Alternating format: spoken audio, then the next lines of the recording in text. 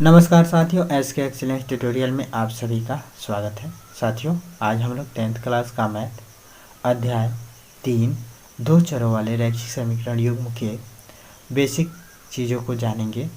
ठीक है, और इसके बाद से अगला चैप्टर बताएंगे प्रश्नावली ए का। ठीक है, तो प्रश्नावली ए को बताने से पहले प्रश्नावली ए के लिए बेसिक चीज़ों को बताते हैं। फिर प्रश्नावली बी को बताने से पहले प्रश्नावली बी के बेसिक चीज़ों को बताएंगे। ठीक है, कुछ उदाहरण भी समझाएंगे। उसके बाद अब सवालों को पढ़ाएंगे ताकि आप लोगों को अधिक से अधिक समझाना न पड़े। मैंने बेसिक समझा देंगे तो आप लोग जो है चाहे तो बाकी सवालों को कर सकते हैं। ठीक है, तो अब इसका बेसिक देखिए। जैसे कि यहाँ जो है हम लोग को कहा जा रहा है, चैप्टर का नाम है कि दो चरों वाले रैखिक समीकरण युग्म। युग्म का मतलब आप लोग जानते ही होंगे, जोड़ा।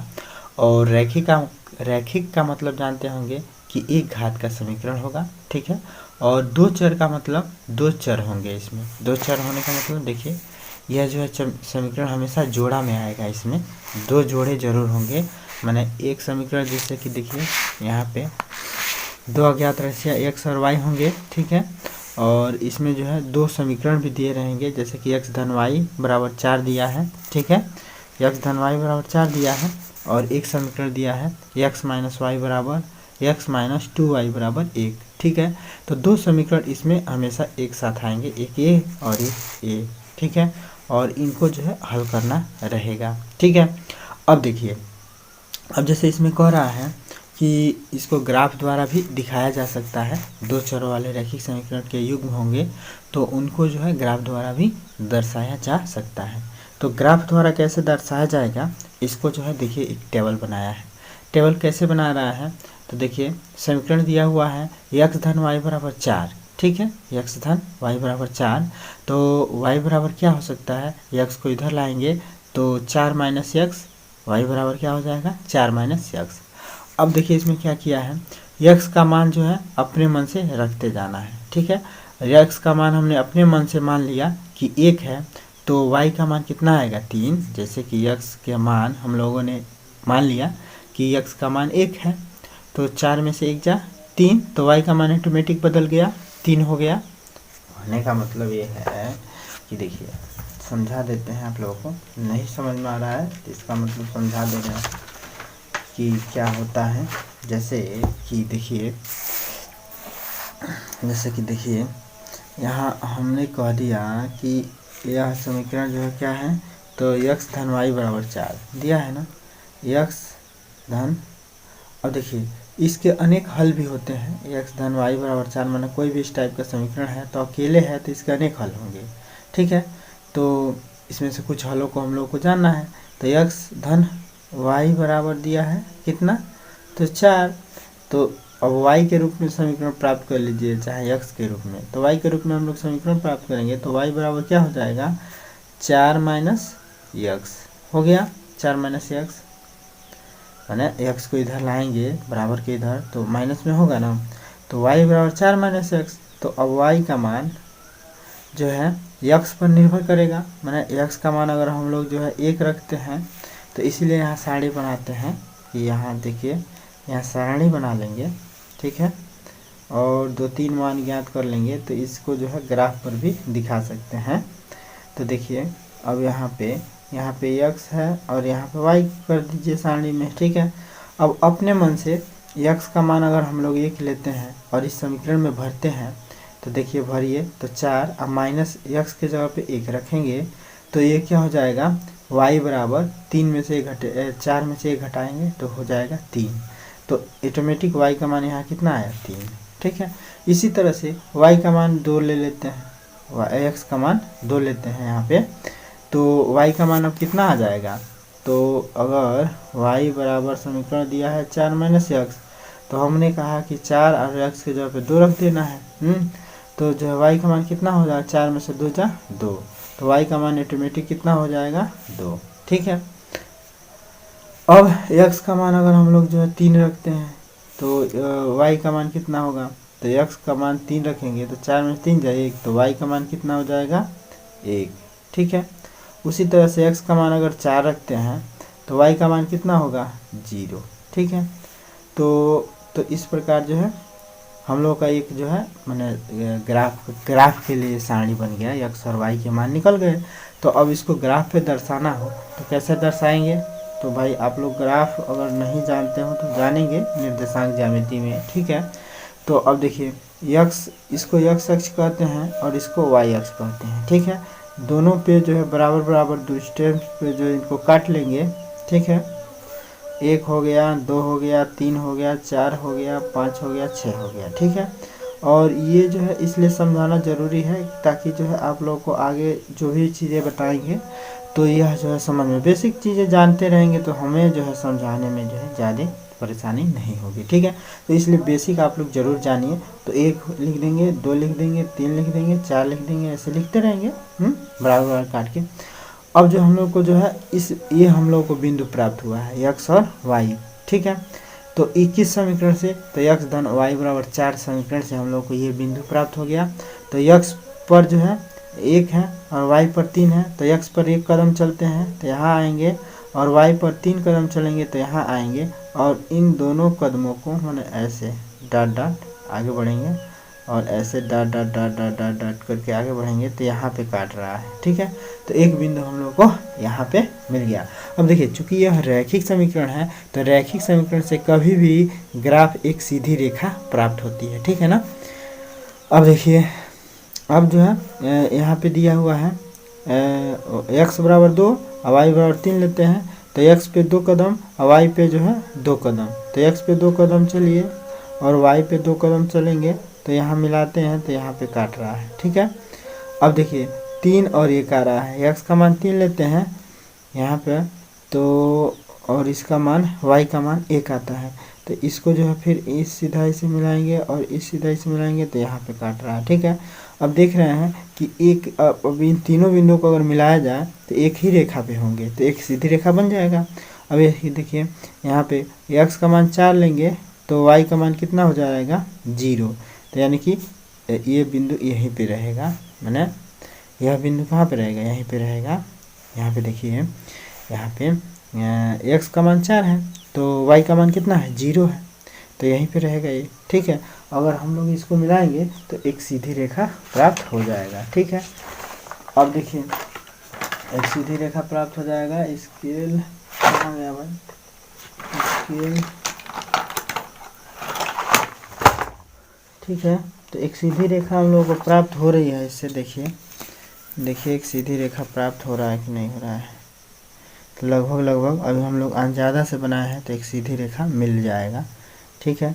तो एक सीधी रेखा इससे मिल गया, ठीक है।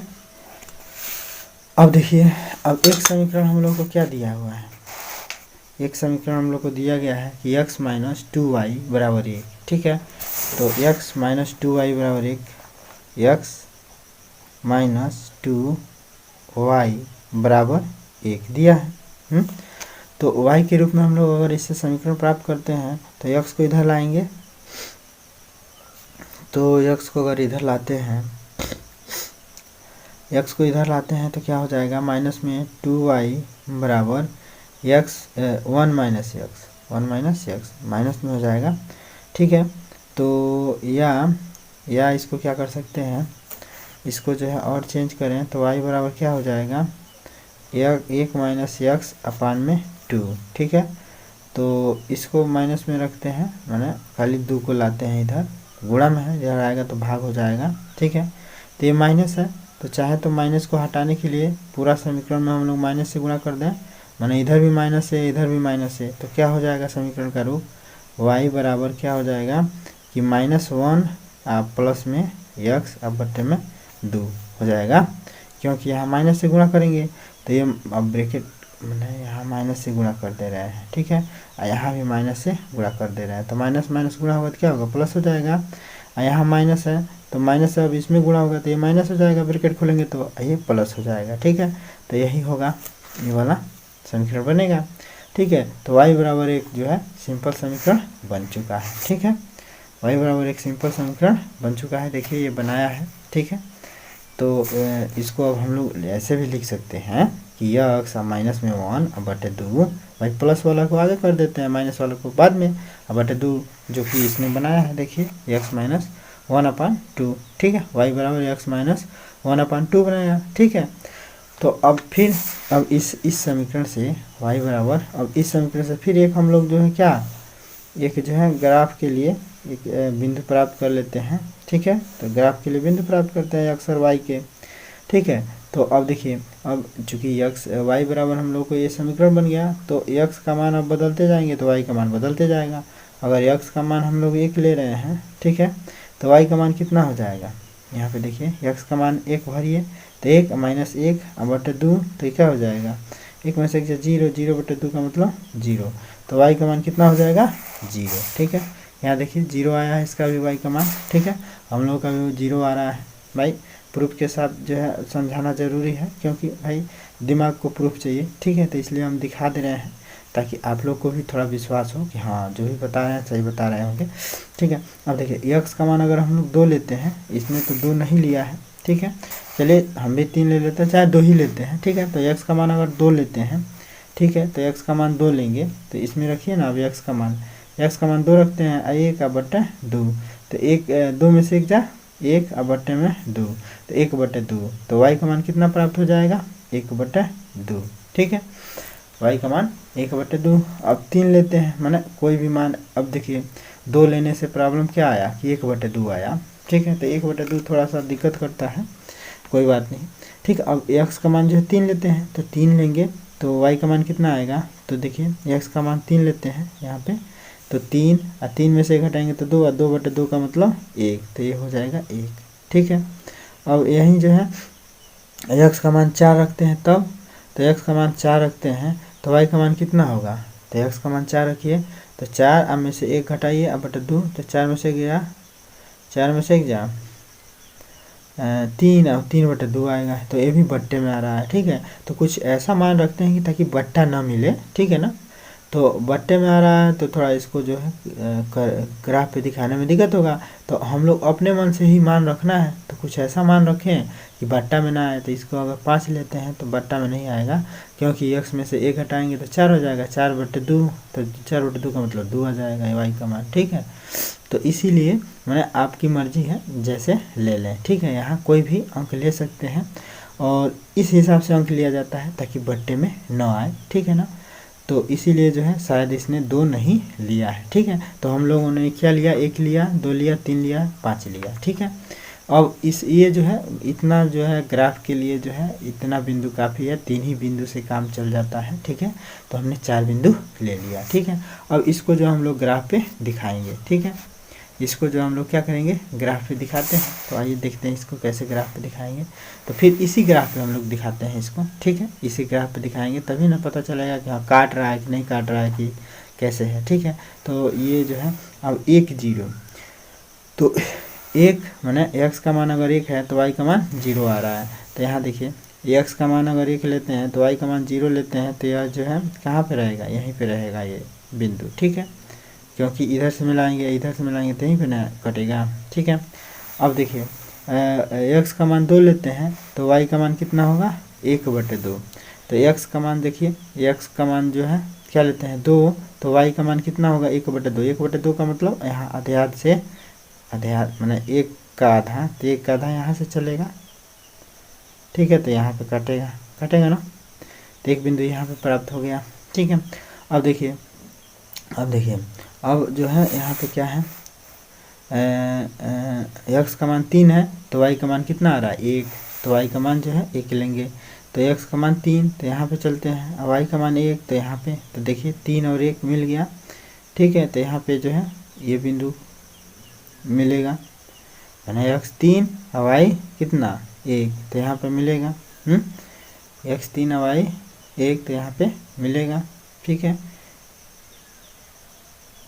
ठीक है। ये वाला बिंदु मिल रहा है यहाँ पे, यहाँ ए भी मिल गया और ये भी मिल गया, तो इसलिए क्रॉस कर रहा है, ठीक है, क्रॉस कर रहा है, ठीक है।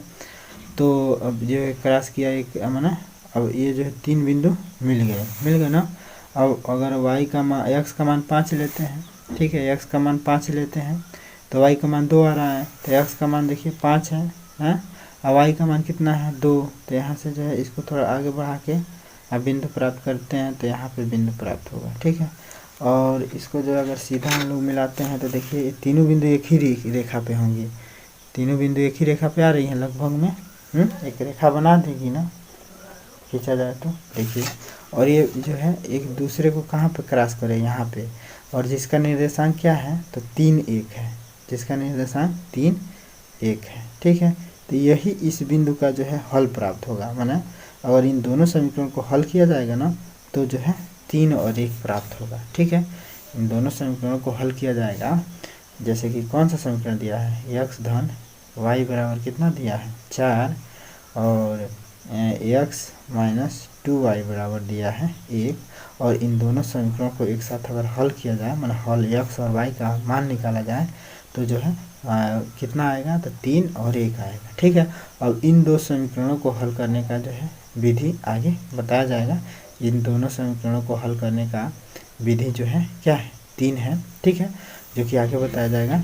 अब आगे हम लोग को जो है अभी इसमें क्या समझना है, ठीक है, कि इसको जो है अब देखिए आगे जो है हेडिंग क्या है और क्या समझना है। तो ठीक है, तो हमने जो है फिलहाल में क्या बताया कि ग्राफ, और ग्राफ खींचने पर जो है कैसे ग्राफ खींचेंगे और जो है कैसे जो है रेखाएं और कैसे बिंदु प्राप्त होंगे और रेखाओं की कंडीशन क्या होगी। तो यहाँ हम लोग दोनों ने क्या देखा कि रेखाएं एक दूसरे को जो है एक दूसरे को क्रॉस कर रही है एक बिंदु पे। ठीक है, इसमें 3 कंडीशन आप लोग को बताए जाएंगे इस ग्राफ के लिए। 3 कंडीशन क्या है कि कभी कभी ग्राफ जो है कैसे मिलेगा, कभी कभी ये दोनों रेखाएं एक दूसरे को क्रॉस करेगी ना, तो कभी कभी ऐसा कंडीशन आएगा कि ये दोनों रेखाएं एक दूसरे को क्रॉस ना करके एक समांतर भी हो सकती है। माने एक रेखा इस रेखा के समांतर भी, यही रेखा माने इस रेखा के समांतर भी आ सकती है। ठीक है, या तो एक कंडीशन ऐसा बनेगा कि दोनों रेखाएं एक दूसरे के माने इसी पे मिलेंगी। ठीक है ना, दोनों रेखाएं इसी पे मिलेंगी। तो 3 कंडीशन होगा।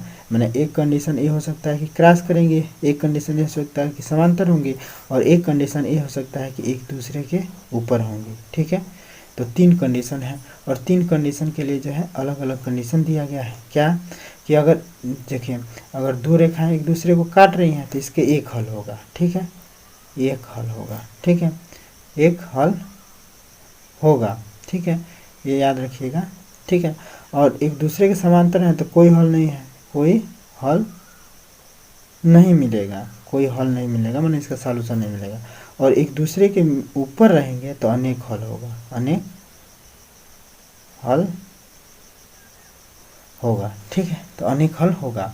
अब इसी के संबंध में कुछ जो है तथ्य दिया गया है कि 2 समीकरण युग्म हों तो उसको जो है कैसे पहचाना जाएगा कि इसमें केवल एक ही हल होगा, इसमें कोई हल नहीं होगा और इसमें अनेक हल होगा। ठीक है, इसके लिए जो है यहाँ पे समीकरण सूत्र बताया गया है। ठीक है, सूत्र देख लीजिए।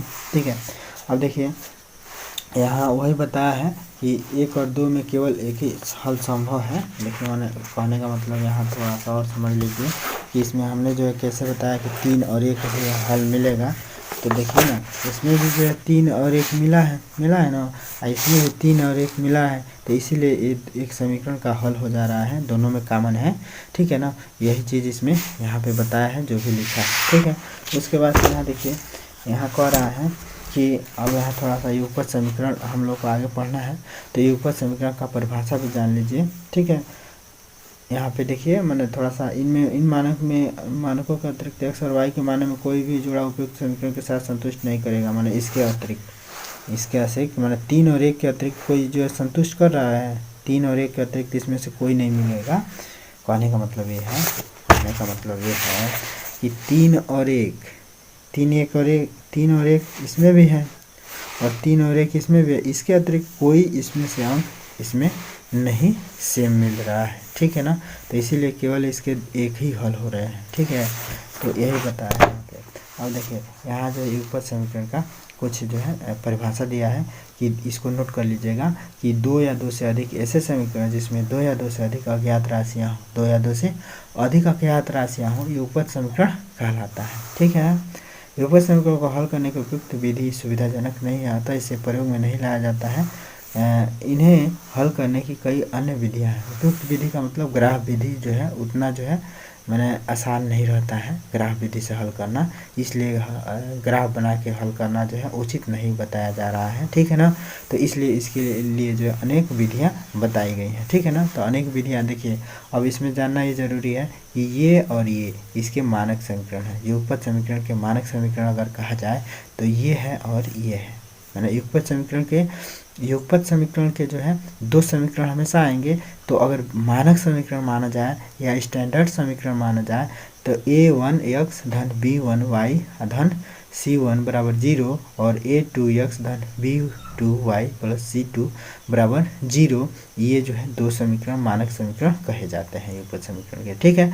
और दो समीकरण माने दो समीकरण कहने का मतलब ये है कि दो समीकरण कभी भी इसमें दिया जाएगा। जैसे कि आगे जो है आप लोगों को मैंने इससे पहले बताया जा चुका है कि दो समीकरण दिया गया था, क्या x प्लस वाई बराबर जो है 4 दिया गया था ना। एक जो है समीकरण दिया गया था कि क्या दिया गया था, x माइनस टू वाई बराबर क्या 1, यही ना दिया गया है। मैंने दो जोड़ा जरूर आएगा समीकरण का, ठीक है ना। तो अब देखिए इस समीकरण में हम लोग जो है, देखिए इस समीकरण में 3 पद है ना, तो 3 पद हैं बराबर 0 है। तो इस समीकरण में भी देखिए 3 पद हो रहे हैं, ठीक है ना। तो इस समीकरण को भी मैंने देखिए आगे मैंने इसको भी जानना जरूरी है कि इस समीकरण को हम लोग क्या लिख सकते हैं। तो x धन y और माइनस में 4 बराबर 0 लिख सकते हैं। यहाँ भी लिख सकते हैं x माइनस 2y माइनस में 1 बराबर 0 लिख सकते हैं ना। तो बिल्कुल जो हम लोग के स्टैंडर्ड समीकरण की तरह से ये समीकरण बन गया, ठीक है ना। अब देखिए इस समीकरण से इस समीकरण का अगर हम लोग तुलना करें तो देखिए x इधर कुछ नहीं है, इसका मतलब कि a के जगह पे क्या है तो 1 है, ठीक है। 1 के जगह पे a1 के जगह पे 1 है। अगर तुलना करें y का तो y का गुणांक b1 है और b1 के जगह पे क्या दिखा सकते हैं हम लोग 1, ठीक है। कुछ नहीं दिया है, इसका मतलब 1। और देखिए c1 तो c1 के जगह पे -4 ले सकते हैं, ठीक है। अगर अब देखिए दूसरा समीकरण है तो दूसरा समीकरण को यहाँ से तुलना करेंगे। मैंने देखिए इसका तुलना जो है इसलिए बता रहे हैं कि इस समीकरण से इसका तुलना हर जगह आएगा, ठीक है। और इसमें जो है इसलिए बता रहे हैं कि आप लोग समझ सकें कि a2 का मतलब क्या हुआ। तो a2 का मतलब यहाँ से मान लेंगे तो a2 का मान यहाँ भी 1 आएगा और b2 का मान क्या आएगा तो माइनस में 2 और c2 का मान क्या आएगा तो माइनस में 1, ठीक है। अगर कहीं जरूरत पड़े तो, ठीक है। इसी से तुलना करके इसका मान निकालेंगे और इससे तुलना करके इसका मान निकालेंगे। हम लोग को यह समीकरण याद रखना जरूरी होगा कि a1x धन b1y धन c1 बराबर 0 होगा और a2x धन में b2y धन में c2 बराबर 0 होगा, ठीक है। तो ये मानक समीकरण है और मानक समीकरण से इनका तुलना करके हम लोग जो है इसका मान निकाल लेते हैं, ठीक है। अब देखिए यहाँ a b c मैंने a1 b1 c1 और a2 b2 c2 जो क्या होंगे सभी वास्तविक संख्याएं होंगी, मैंने नंबर होंगी, ठीक है ना। जैसे कि यहाँ पे ये नंबर ही तो दर्शा रहा है यहाँ पे, ठीक है। मैंने यहाँ कुछ नहीं है इसका मतलब 1 नंबर है, वहाँ कुछ नहीं है इसका मतलब 1 नंबर, ठीक है। तो ये जो भी आएंगे x y के गुणांक चाहे x के गुणांक को नंबर में होंगे, ठीक है। इसलिए कह रहा है कि a और b जो है क्या होंगे नंबर होंगे, ठीक है। तो इसके दो कंडीशन दिए गए हैं। अगर दो रेखाएं हों तो इसके लिए दो कंडीशन दिए गए हैं। मैंने माना कि दो रैखिक समीकरण अगर ऐसे हों तो 3 कंडीशन आप लोग को प्राप्त हो सकते हैं। पहला कंडीशन दिया गया है कि रेखा एक बिंदु पर प्रतिच्छेदित कर सकती है। इस स्थिति में समीकरण युग्म का अद्वितीय हल होता है, ठीक है ना। तो इस मैंने ये एक कंडीशन हमने पहले ही बताया है कि आप लोगों को कि एक कंडीशन क्या मिलेगा कि रेखा एक दूसरे को क्रॉस करेंगी और जब रेखा एक दूसरे को क्रॉस करेंगी तो जो है इसका जो है केवल एक हल होगा, ठीक है।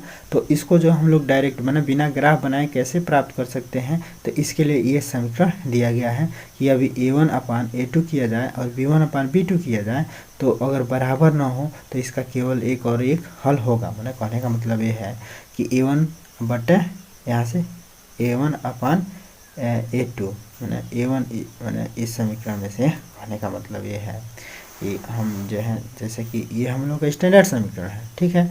तो a1/a2 कहने का मतलब कि यहाँ से हम लोग a1 का मान लें, यहाँ से a2 का मान लें, जो है क्या करें मैंने a1 का मान हमने लिया 1, a2 का मान भी 1 है। तो a1/a2 का मतलब 1/1, ठीक है।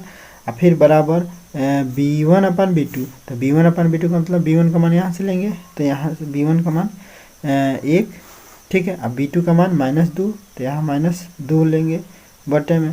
तो ये देख रहे हैं कि बराबर नहीं है, ठीक है ना, यहाँ देख रहे हैं कि बराबर नहीं है, तो इसलिए इसके केवल और केवल एक ही हल होगा, जो कि पहले बताया आया भी है, ग्राफ से हम लोग किए हैं। तो इसको बिना ग्राफ से जो है जान गए कि इतना बटे इतना बराबर न आए, तो इसका केवल एक हल है, ठीक है, एक हल है।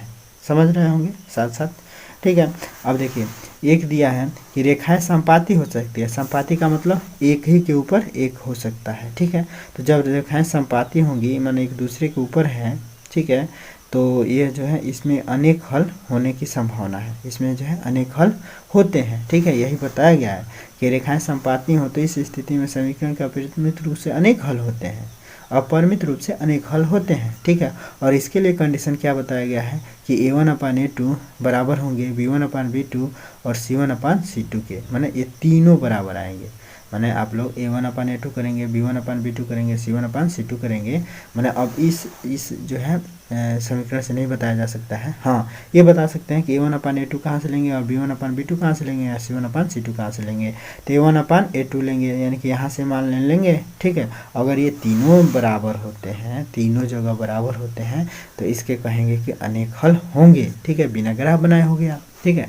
अब तीसरा कंडीशन दिया है कि रेखाएं अगर समांतर हों, माने रेखाएं अगर हम लोग ग्राफ से अगर हल करें तो रेखाएं समांतर हों, तो जो है क्या होगा, इस समीकरण का कोई हल नहीं होगा, ठीक है ना, यह समीकरण का कोई हल नहीं होगा, और इसे जो है क्या कहेंगे, असंगत समीकरण भी कहेंगे, ठीक है। और इसके लिए कंडीशन यह दिया गया है कि a1/a2 बराबर हो सकता है b1/b2 के, परंतु c1/c2 बराबर नहीं होगा b1/b2 के, ठीक है। यह बराबर नहीं आएगा और नहीं आता है, मैंने अगर इस समीकरण को हम लोग हल करते, a1/a2 करते, b1/b2 करते, c1/c2 करते, अगर तीसरा नंबर पे बराबर नहीं आता ये वाला, ठीक है, तो हम लोग कहेंगे, मैंने बिना ग्राफ बनाए कह सकते हैं कि यह समीकरण के जो है असंगत है। और